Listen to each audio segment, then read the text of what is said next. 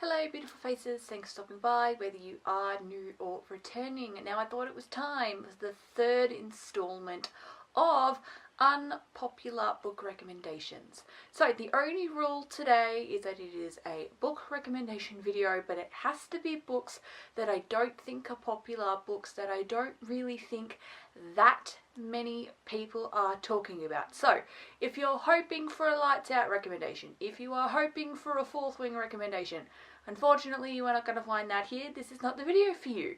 If you are looking for recommendations that are not popular, most of these are by indie authors. If you're looking for those sorts of recommendations, well then this video is definitely for you. Let's jump right into it. I would like to recommend a Dunmare. This is Mistakenly Saving the Villain.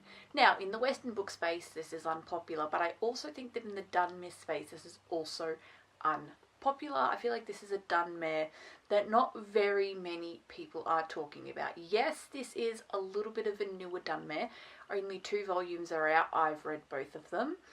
But this is a great Dunmare, and I think that more people should read it and more people should talk about it. So you have, this is the first volume. I'll read the back of it. So, not everyone is meant to be saved. When medical student Song Kin-shi dies and wakes up in a historical fantasy novel, he's tasked with rescuing the tragic protagonist from a life of misery. There's just one problem. He has no idea who the protagonist is. Instead of saving the hero, Song Kin-shi accidentally rescues Yu Wuhan, an enslaved man renowned for his striking beauty and trained in the art of seduction. Now determined to help his traumatized new patient heal, Song Kin-shi offers everything he can: medicine, therapy, emotional support, even a shared bed, strictly for his patient's well-being, of course. But Yu Wuhan wants more than healing. He wants revenge, and most of all, he wants Song Kin-shi all to himself. Then you jump into book 2. Now this has a 10-year time jump. When I went into book 2, I was like, okay, so book 1 is kind of like it's setting up the world. Kind of like pilots of most television shows, how it like sets up the world, sets up the characters, then you get into it from episode 2 onwards. I think that's what this book series is doing, because book 2 felt slightly different, especially with the 10-year time jump. So I will read you the blurb of this one, and this is not something I usually do because maybe a bit of a spoiler warning if this could maybe spoil book 1, I don't know, but I'm going to read you the blurb of book 2. Does time really heal all wounds? After a near-fatal catastrophe, Song Kin-shi awakens to find his home, the Medicine King Valley, almost unrecognizable. But not to fear. His devoted companion, Yu Wuhan, remains by his side, ready to guide him through the changes. Yu Wuhan seems transformed as well. There are rumors that he's become a ruined beauty and a madman. But he insists it's all an act. To Song Kin-shi, he seems more stable than ever before. Yet when the volatile and injured An Long storms into the valley, Yu Wuhan's carefully spun narrative begins to unravel. Soon the two are at each other's throats again. In desperate bid to restore peace, Song Kin-shi proposes a vacation together. But beneath the surface of this idyllic escape, Yu Wuhan is still scheming, determined to eliminate anyone who dares sully his beloved Zunzu. And if An Long thinks he can stop him, he's about to learn just how far Yu Wuhan will go for love. So this one does probably give the vibes that it is a little bit different from this one. So like I said, I think this one kind of like sets up the world, but I adore this. This is also great for slow burn lovers because it's very slow burn. This is the slowest slow burn I have ever read. We are 2 books in and it's still slow burning. So that should tell you all you need to know. So slow burn lovers are going to love this. I'm surprised I'm loving it too because I'm not like the biggest slow burn girl, but I love this. It's so fun. This is genuinely, like, it's so fun. I love it. Yeah, it's got its action-packed moments and things, but this is also just like so cute and adorable, as well as being action-packed and serious at the same time. and I highly recommend this to anyone who's looking for a new danme. Like if you're a danme lover and you're looking for something, because there are danme that's like very popular and everyone's talking about them. This is not one of those ones, so if you're looking for something new, I would highly recommend this series. Also, if you're someone who does not read danme but you're interested in getting started with danme, like myself, this was actually my first ever danme, and this could be a good one to start with because some danme have a lot of volumes, like Heaven's Official Blessing I think has like 7 volumes. That might seem a little daunting to you, so it could be good to start with something like Mistakenly Saving the Villain because there's only 2 volumes out so far. I think a third is coming, and it only plans to be, I think, 4 or 5 volumes in total, so not that many, but I highly, highly recommend this series. Next, I am recommending Float. Now, this is by Kate Merchant. Now, this is actually a young adult book, which I'd seen recommended to me a couple of times online. Not a lot. Obviously, if it were like a lot and everyone was reading it, I would not be showing it in this video. But I feel like not a ton of people are reading this one.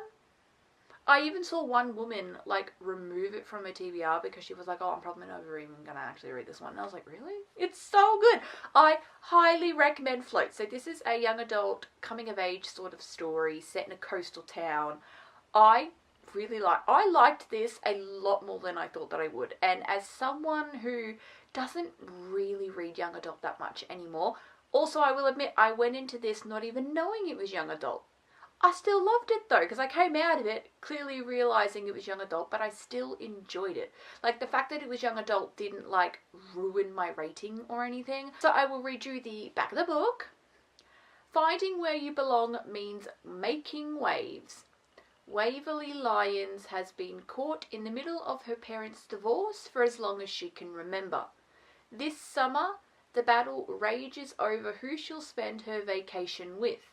And when Waverly's options are shot down, it's bye-bye Fairbanks, Alaska, and hello Holden, Florida to stay with her aunt. Coming from the tundra of the north, the beach culture isn't exactly Waverly's forte. The sun may be just her mortal enemy, and her vibe is decidedly not chill. To top it off, her ability to swim is non-existent. Enter Blake, the super hot boy next door. Charming and sweet, he welcomes Waverly into his circle. For the first time in her life, Waverly has friends, a social life, and soon enough, feelings for Blake.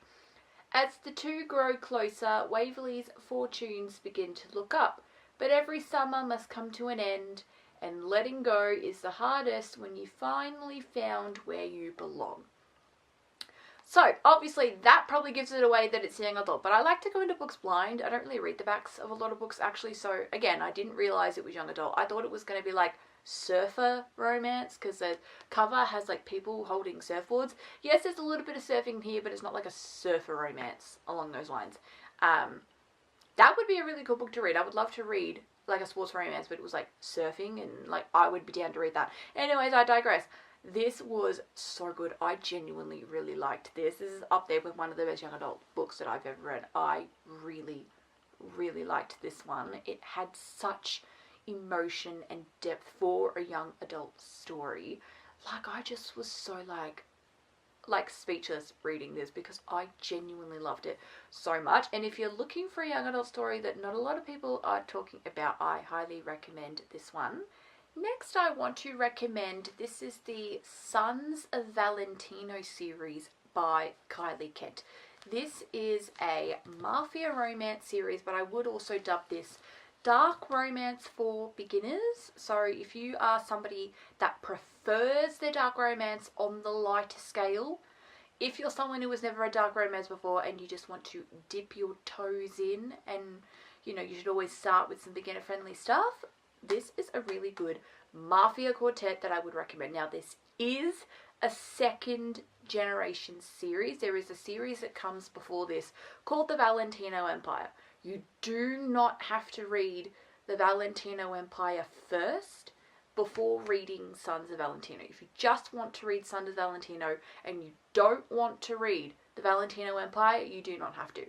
And that is coming from someone who I read Sons of Valentino not even knowing it was a second generation series. Then I found out it was a second generation series. But while I was reading this series, I was not confused. I didn't, there weren't plot points that were, like, nothing along, like, you are fine. If you just read the series, you're going to be fine. Now, let's get into it. So this is an interconnected, standalone, it's a quartet of 4 brothers who is the son of Theo Valentino. So you have Theo Valentino and he has 4 boys. This is the oldest boy, whose name is also Theo Valentino. This one is Relentless Devil. This is the first book in the series. Then you go on to Theo's younger brother, Matteo Valentino, with Merciless Devil. I was about to say Reckless Devil, that's later in the series. Merciless Devil. This is Matteo's story.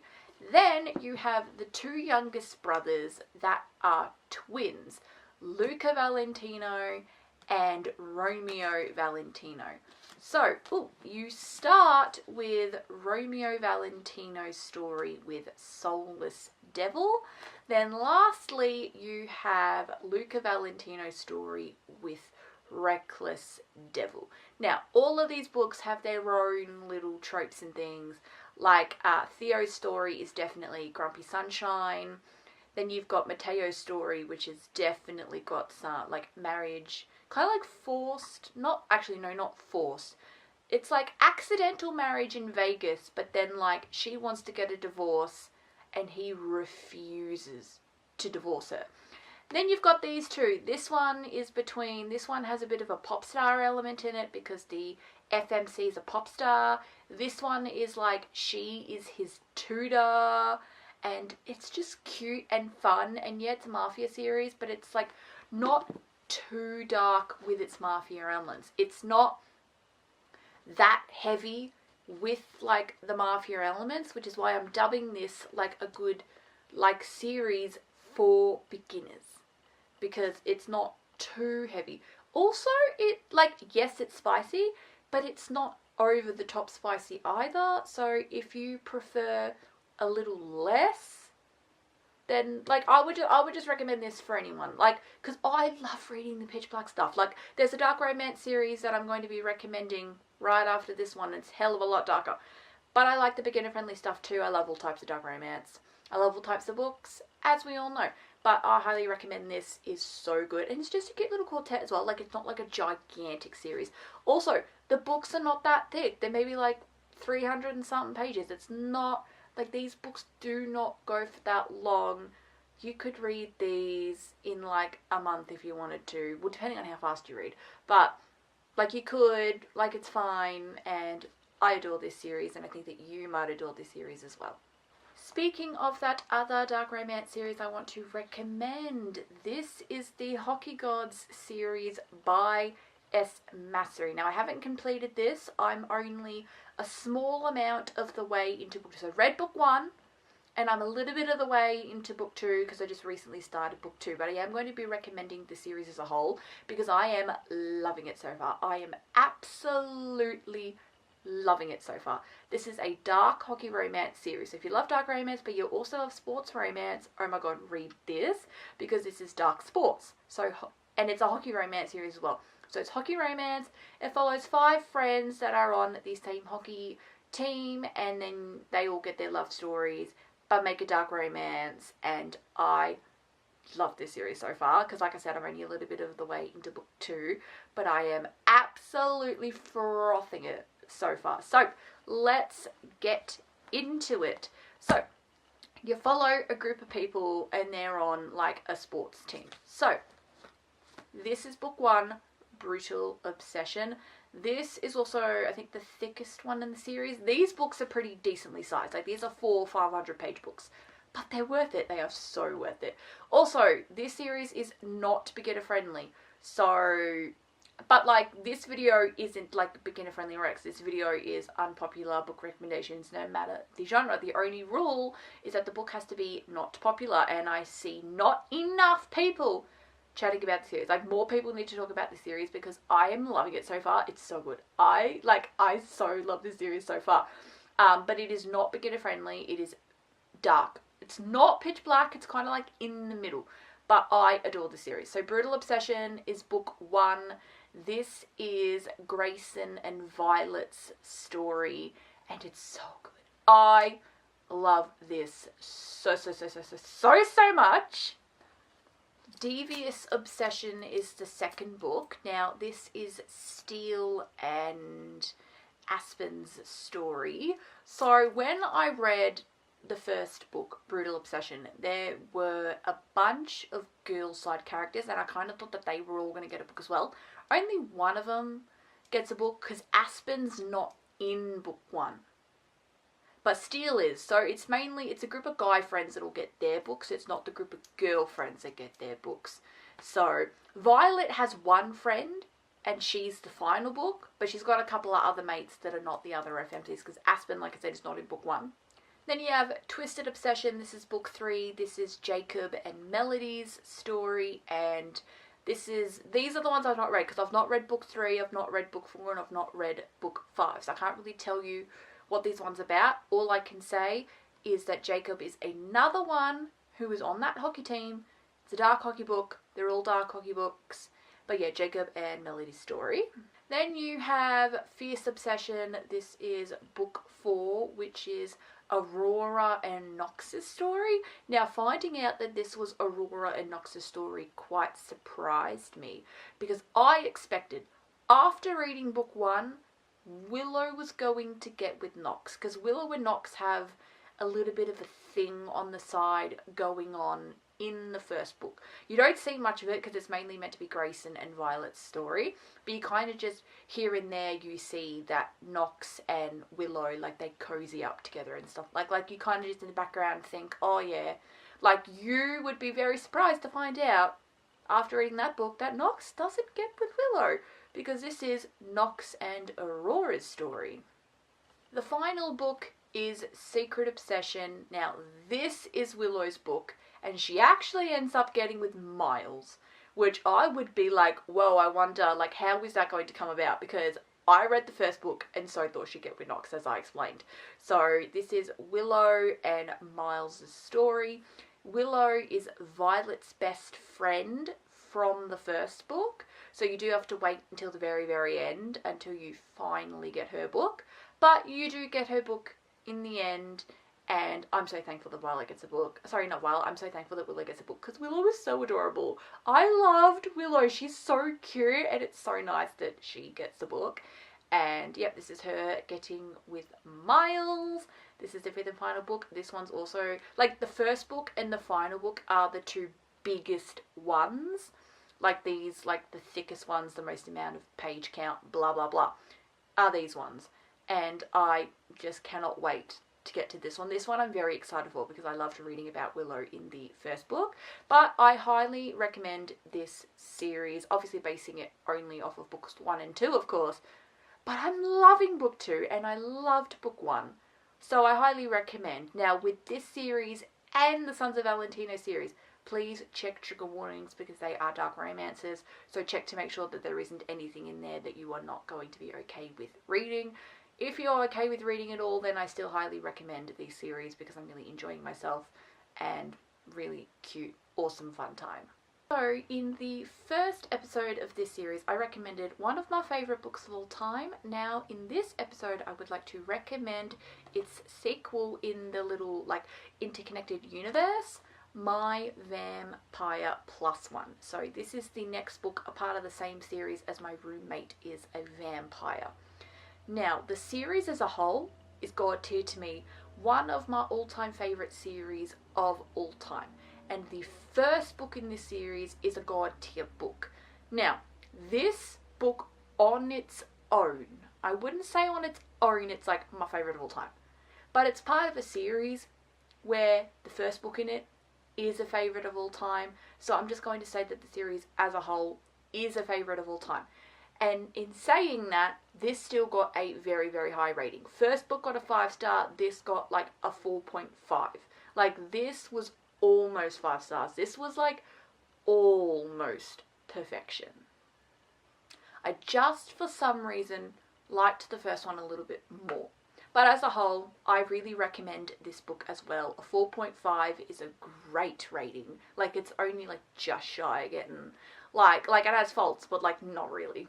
I adore this book still. I think it is a great book. I love this series. I think more people need to read this series. I recommend this series to everybody. So this is like a contemporary romance series, but it's like also cozy romantasy kind of. Like, it doesn't read like a romantasy. It's basically a contemporary romance series, but the MMCs just happen to be vampires.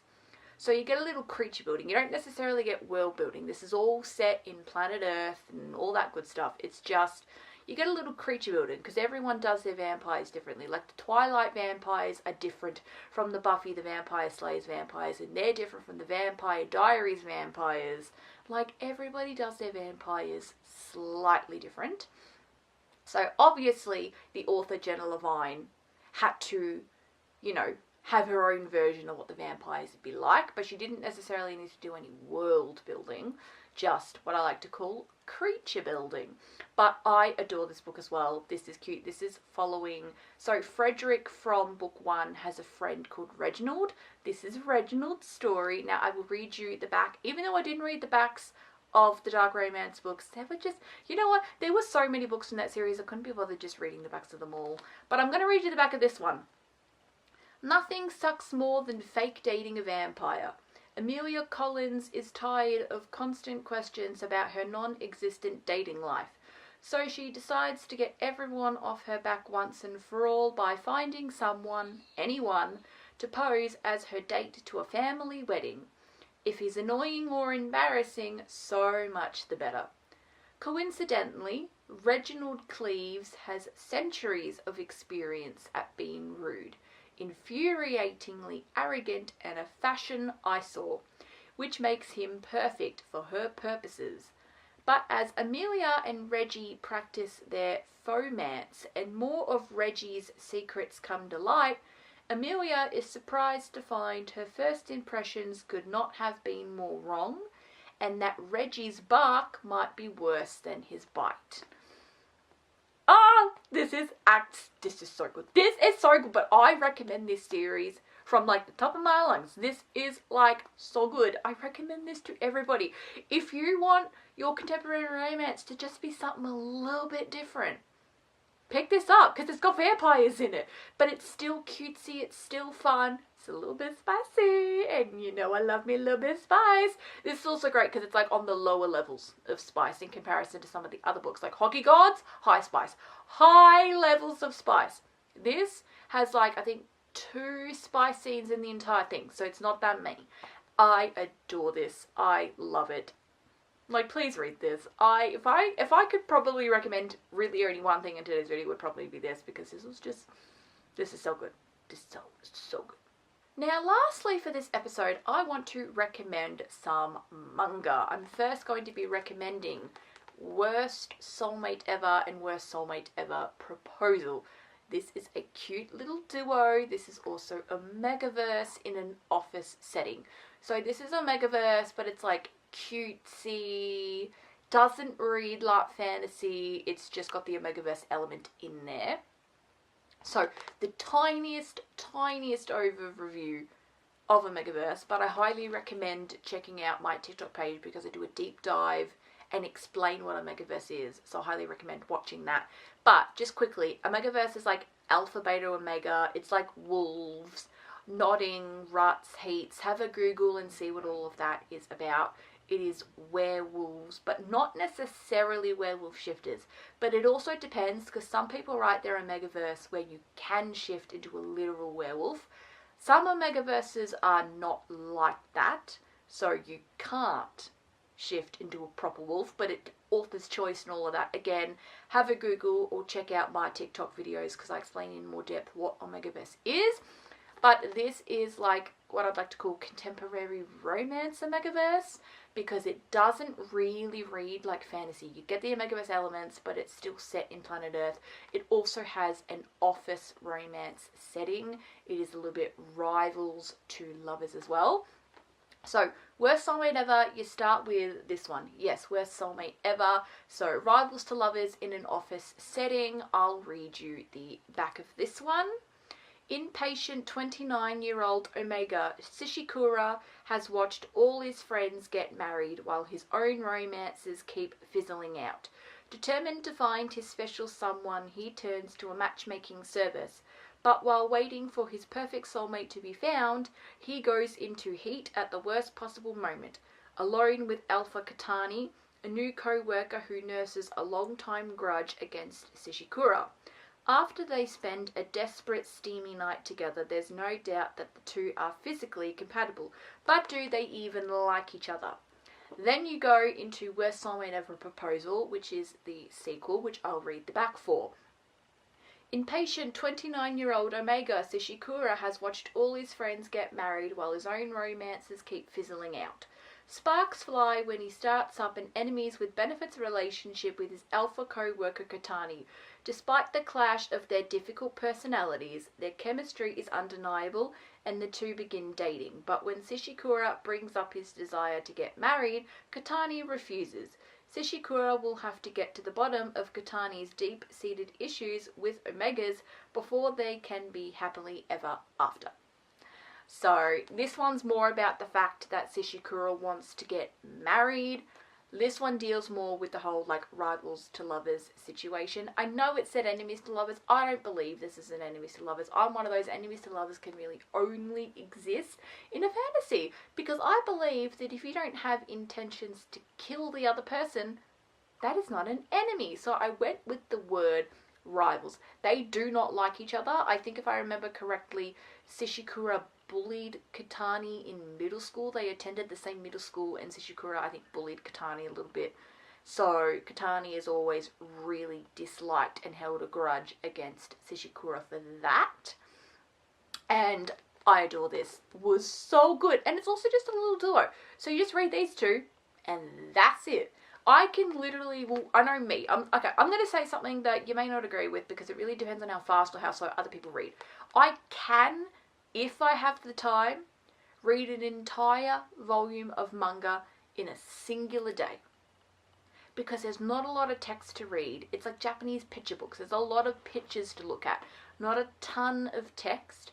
So I can, if I have the time, if I have if I have like 2 hours of nothing, I can read a manga volume within that time. Because not a lot of text to read. And I read both of these. I think it took me 2 days because I read this one day, then I read this a different day. But I read these in like one day because they're so quick and easy to finish. But I just adore this series. It is so, like, it's cute. But then you get like them being like rivals with each other. And I really, really like this. And I highly recommend this if you are interested in starting your own Omegaverse jet. Lastly, I want to recommend Sleeping on Paper Boats. Now, 2 volumes of this are out. I am unsure if there's going to be more. I have heard it's just going to be a duo, but I don't know if that was confirmed, so there may be more. I don't know. All I know is that there are 2 volumes and I have read both of them. I enjoyed both of them. I do prefer Volume 1. I think Volume 1 is like 10 times better than Volume 2. However, I still liked Volume 2. I still recommend that you read Volume 2. I liked Volume 1 better. But I loved both of these and I will read you the back. So we'll start with the first volume. Ki Kitahara, a visionary screenwriter who has taken post-war Japan by storm, has made the difficult decision to lay down his pen for good after he realizes the people he's been basing his characters on have all met unfortunate ends. He spends his days in misery, waiting to die, until a reason to live finds him in the gutter, too drunk and beaten to move. Ki can't help but be attracted to his saviour's bewitching innocence, and the urge to write about him grows stronger by the day. Knowing he can't take the risk, he vows never to use his pen against him, but will temptation prove too great? Then you move on to Volume 2, which says, Yoichi is freeloading at a run-down brothel when, after After watching one of Ki Kitahara's movies for the first time, he suddenly discovers his purpose in life, photography. In a twist of fate, Yoichi finds himself taking pity on a drunk lying in the gutter, only to discover it's Ki Kitahara himself. The two spend glorious days together, and while Yoichi's love for his idol grows, so too does his realization of how far apart in talent they are. Feeling left behind, his love soon begins to fester, twisting his desire for them to grow old together into something far worse, a suicide pact.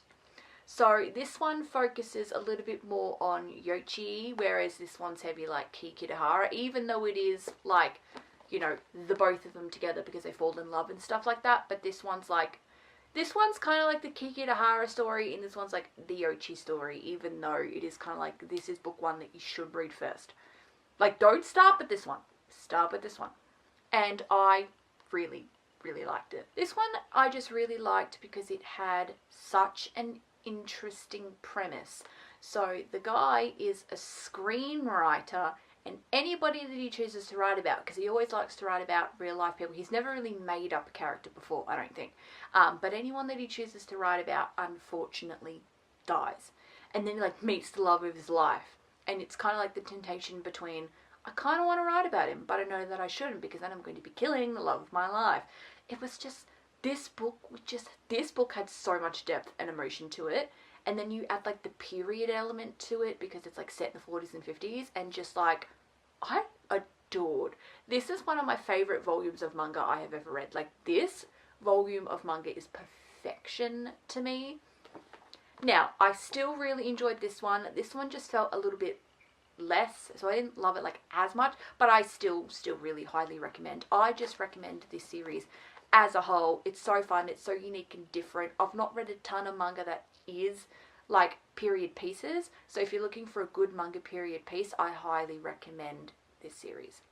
Well, that is it. Thank you so much for watching. That is everything in the third installment of Unpopular Book Recommendations. Let me know if you've heard of any of these or which ones you are probably most excited to start yourself. Like I've mentioned, I've read absolutely everything in today's video.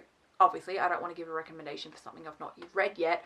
Obviously, minus a couple of the Hockey Chords books. But, yeah, that is it. Thank you for watching. If you enjoyed, leave a thumbs up. Subscribe down below if you love a good book just as much as I do. And, yep, that's it. I will see you all next time. Bye, guys.